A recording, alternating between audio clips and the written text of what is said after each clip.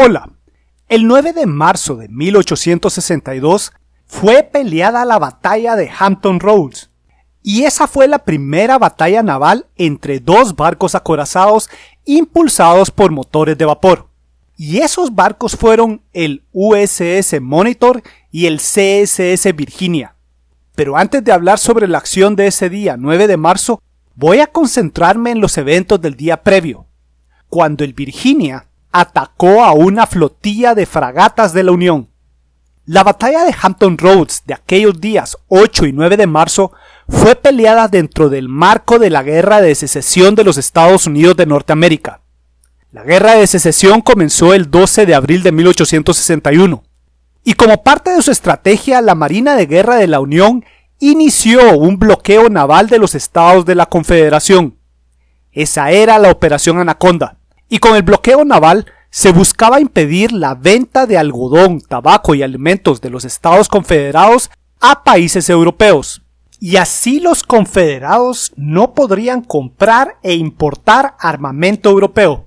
Entonces el bloqueo naval nos lleva a la batalla de Hampton Roads. Para 1862, los confederados tenían el control del área sur de Hampton Roads, mientras que los unionistas tenían el control de la orilla norte, incluyendo al fuerte Monroe que cubría la salida al océano. Y junto a la tropa terrestre, los unionistas tenían en esa zona a un escuadrón de barcos. El 8 de marzo de 1862, aquel escuadrón consistía de 5 barcos de guerra. Al oeste del fuerte Monroe estaban ancladas las fragatas Congress y la fragata ligera Cumberland, mientras que al este de aquel fuerte estaban ancladas las fragatas St. Lawrence, Minnesota y Roanoke. Todas esas fragatas eran de madera sin blindaje, con el Minnesota y el Roanoke siendo fragatas híbridas que tenían velas y motores de vapor con una hélice bajo la línea de flotación, mientras que los otros 3 barcos solo eran impulsados por velas. Las 2 fragatas de hélices eran naves de 50 cañones cada una, mientras que las 2 fragatas de velas eran de 44 cañones cada una, y la fragata ligera tenía 24 cañones. En total, las 5 naves de la Unión tenían 212 cañones. Esa era una cantidad sustancial de artillería. Y además, el bloqueo naval incluía a numerosas baterías costeras unionistas. Y con todas esas armas parecía que el bloqueo era impenetrable. Pero el 8 de marzo de 1862, a eso de las 12 de la tarde, zarpó de Portsmouth la respuesta de la Confederación contra el bloqueo. Ese día partió de su atracadero el acorazado Virginia. Era su viaje inaugural, y esa nave partió de inmediato a enfrentar a la flotilla de la Unión. Una hora más tarde, a eso de la 1 de la tarde, el barco confederado fue avistado en las 2 naves de la Unión que estaban más cerca, y como lo describiría un oficial, el barco confederado parecía ser el techo de un enorme granero flotando sobre el agua, y de su chimenea se alzaba una negra columna de humo. Entonces las tripulaciones de los barcos de la Unión fueron llamadas a tomar sus estaciones de batalla. La acción era inminente. Pero retrocedamos en el tiempo, al verano de 1861. Cuando comenzó la guerra, la Marina de Guerra de la Unión tuvo que retirarse de la zona, y de los astilleros de Portsmouth, que eran los más grandes de los Estados Unidos en esos días. Y ahí los unionistas tuvieron que incendiar a 9 barcos que no pudieron llevarse. Y entre esos estaba la fragata de vapor impulsada por hélice Merrimack, de 40 cañones. Ese incendio le consumió la superestructura, pero su casco y su maquinaria pudieron salvarse. Y sobre el casco se construyó una casamata de madera cubierta con hierro.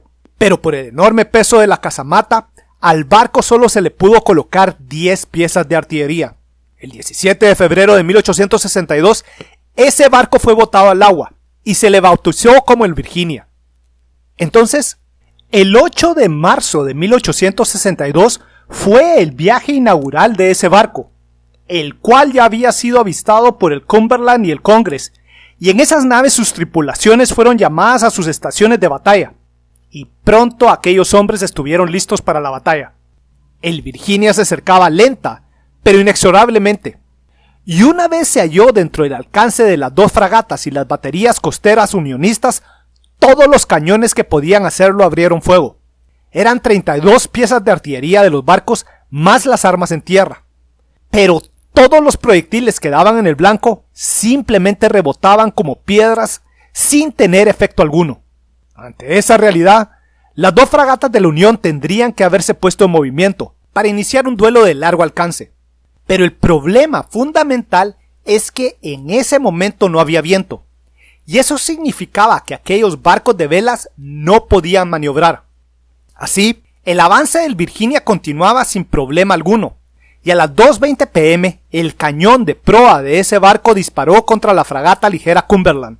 Ese primer disparo alcanzó el costado de madera de estribor de la fragata, y ese proyectil sí penetró la madera, y el impacto produjo una nube de astillas que se esparcieron a lo largo de la cubierta tumbando a varios marineros. Poco después, el Virginia pasó ante el costado del Congress.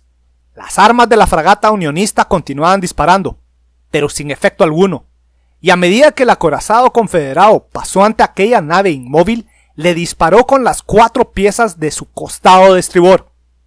Y los 4 proyectiles dieron en el blanco y causaron daños. Pero el capitán confederado no se detuvo para acabar con esa fragata. Su intención era acabar primero con la fragata ligera Cumberland, porque reportes de inteligencia le indicaban que el Cumberland estaba equipado con los nuevos cañones de ánima estriada Parrott que disparaban proyectiles de 60 libras, y se consideraba que esas eran las armas más peligrosas. Bajo un intenso fuego, el acorazado confederado continuó avanzando sin sufrir daños. Y finalmente sucedió. El Virginia embistió la proa en el costado de estribor del Cumberland. Para compensar su escasa artillería, al Virginia le colocaron un espolón, un implemento que no había sido usado en barcos de guerra desde la antigüedad. El Cumberland fue herido de muerte y comenzó a tomar agua, pero el espolón del Virginia quedó firmemente atascado en el casco de la fragata unionista, y pese a que sus motores estaban trabajando en reversa, el barco confederado quedó atrapado. Y ahí estaba atrapado, pero los cañones de ambos bandos continuaron tronando. Disparando a quemarropa, las armas del Cumberland dañaron a un cañón del barco confederado, y mataron e hirieron a algunos marineros, y además le agujerearon la chimenea al Virginia, reduciendo la velocidad de ese barco.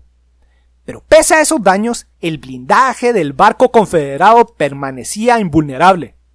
Poco a poco el Cumberland se fue hundiendo, y casi se lleva consigo al Virginia.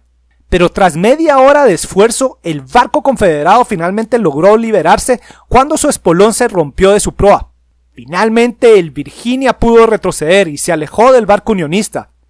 Y en ese barco unionista su oficial ejecutivo dio la orden a las 3:35 de abandonarlo.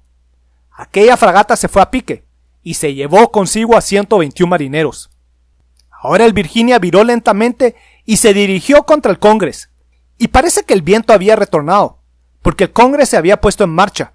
Pero aquel barco encalló en un banco de arena, y ahí se hallaba atrapado, cuando poco antes de las 4 p.m. el acorazado confederado se acercó hasta 180 metros de la fragata, y comenzó a dispararle. Todo este tiempo la artillería del Congress estuvo tronando, pero sus proyectiles no tenían efecto alguno. En cambio, ahora las 4 armas de la nave confederada comenzaron a disparar y poco a poco fueron destrozando a la nave unionista. Y tras una hora de aquel duelo de artillería y de sufrir numerosas bajas, a las 4:20 p.m. el capitán del Congress decidió rendirse, y en su barco se alzó la bandera blanca. En ese momento el barco confederado inició una operación de salvamento, pero a medida que esa operación se llevaba a cabo, las baterías costeras de la Unión abrieron fuego sobre el Virginia, matando e hiriendo tanto a marinos confederados como unionistas.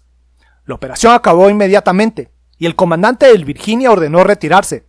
Pero antes de partir le dispararon varios proyectiles calentados al rojo vivo al Congress, y ese barco de madera comenzó a arder. Durante todo ese tiempo, las otras 3 fragatas unionistas intentaron cerrar la distancia, pero el Roanoke de hélice y el St. Lawrence de velas, ambos quedaron encallados cerca del fuerte Monroe, mientras que el Minnesota de hélice había avanzado mucho más río arriba cuando este también encalló.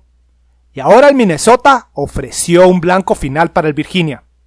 El Virginia hizo una breve demostración contra el Minnesota, pero ya era tarde y la marea estaba bajando. Así que a las 5 p.m. el acorazado confederado se retiró hacia el sur y al llegar a su atracadero echó anclas.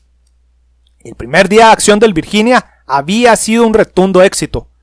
Aunque 2 de sus cañones habían sido dañados y la mayor parte de sus accesorios externos habían sido destrozados, este barco acorazado había dejado tras su estela al Cumberland hundido, al Congress que estalló más noche y al Minnesota que había encallado. Gracias a su blindaje, el Virginia aún estaba en condiciones de combatir, y sus bajas, entre muertos y heridos, eran menos de 2 docenas de hombres. Entonces, al día siguiente, 9 de marzo, el acorazado confederado se lanzó nuevamente al ataque. Ahora se lanzó contra el Minnesota, que aún estaba encallado. Pero entonces el Virginia fue sorprendido por el Monitor. Este acorazado unionista había arribado en la noche del día 8 de marzo, y precisamente había sido diseñado específicamente para pelear contra el Virginia. Pronto la artillería de ambas naves tronó, y aquellas pelearon por varias horas, pero simplemente sus proyectiles no tenían la fuerza suficiente para penetrar el blindaje del enemigo. Entonces los capitanes de ambas naves intentaron embestir a sus enemigos, pero el Virginia era muy lento y poco maniobrable y no pudo embestir al pequeño Monitor. En cambio, el Monitor sí logró embestir al Virginia, pero el acorazado de la Unión era muy ligero y no tuvo efecto alguno. Así, finalmente los capitanes se dieron por vencidos. La batalla entre el Virginia y el Monitor había terminado en un empate. Bueno, hemos arribado al final de este video. El acorazado Monitor tenía innovaciones muy interesantes, incluyendo aquella enorme torreta capaz de rotar 360 grados para enfrentar a un enemigo desde cualquier dirección. Y he de señalar que el barco con torretas era el futuro a seguir, y a partir de ese momento numerosas variantes de esa nave fueron comisionadas en los astilleros de las principales marinas de guerra. Pero tan importante como fue la torreta para el futuro de las marinas de guerra, quiero señalar que la acción del día 8 de marzo fue reconocida por el gobierno federal de los Estados Unidos como un completo desastre. Ellos perdieron a 2 fragatas y a 200 marineros, y la enorme derrota del día 8 de marzo fue un producto de la tecnología, representada por los motores de vapor y las capas de blindaje. La batalla del 8 de marzo terminó de demostrar que la utilidad de los barcos de velas sin motores de vapor ya era escasa, y también determinó que los barcos de madera sin protección blindada también tenían escaso valor militar al enfrentarse contra barcos acorazados. El futuro estaba con el blindaje, pero también he de señalar que tanto el Virginia como el Monitor tenían un grave defecto. Y he de señalar que el grave defecto que tenían esos 2 barcos es que eran baterías flotantes para la defensa costera. Es importante observar que esos barcos no habían sido diseñados para viajar en mar abierto. Sus costados terminaban muy cerca de la línea de flotación, y en un mar embravecido simplemente podían irse a pique, como sucedió con el Monitor. Meses más tarde, cuando las fuerzas terrestres de la Unión comenzaron su gradual avance por la zona, el Monitor fue enviado hacia el sur, a ser parte de otro bloqueo. Pero el día 31 de diciembre ese barco se fue a pique en una tormenta. Y como una nota adicional, el final del Merrimack ocurrió cuando ese barco fue quemado por su propia tripulación, cuando los confederados fueron obligados a abandonar Portsmouth. Bueno, el hecho que los barcos de guerra Virginia y Monitor fueran baterías flotantes es interesante. Esos barcos no podían navegar por mar abierto. Y precisamente eso nos lleva al próximo video que haré, en el cual voy a hablar sobre la batalla de Lissa de 1866, durante la guerra austro-prusiana. Porque la batalla de Lissa fue la primera batalla en la cual 2 escuadrones de grandes barcos de guerra acorazados, capaces de navegar en mar abierto, se enfrentaron en un duelo a muerte. Bueno, espero que este video les haya gustado, y si les ha gustado, tal vez le puedan gustar también mis libros que tengo a la venta con la editorial Almuzara y con Amazon. Y para mis libros y mi Patreon, les dejaré los links abajo en la descripción del video. Atentamente, Víctor Aguilar Chan.